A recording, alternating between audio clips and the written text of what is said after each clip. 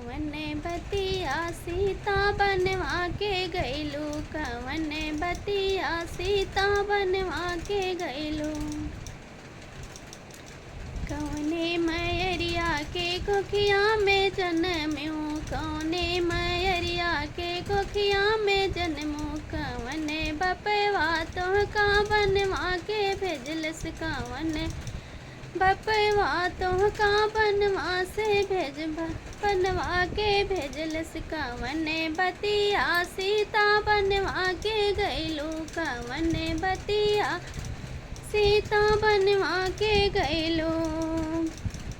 धरती मैरिया के कोखिया में जन्मे, धरती मैरिया के कोखिया में जन्मे। जनके बपवा हमका बनवा के भेजलस, जनके बपवा हमका बनवा के भेजलस। कवन बतिया सीता बनवा के गइलू, कवन बतिया सीता बनवा के गइलू।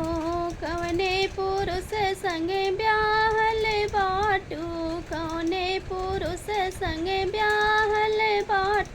कवन दूतवा तोहरा पता लगवलस, कवन दूतवा तोहरा पता लगवलस। कवन बतिया सीता बनवा के गइलू, कवन बतिया सीता बनवा के गइलू।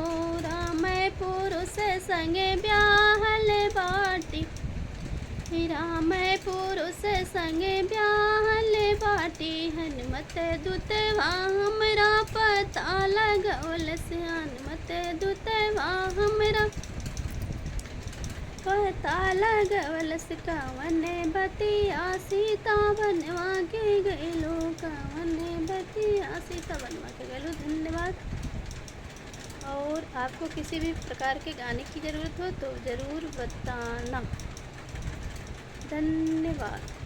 जय माता दी।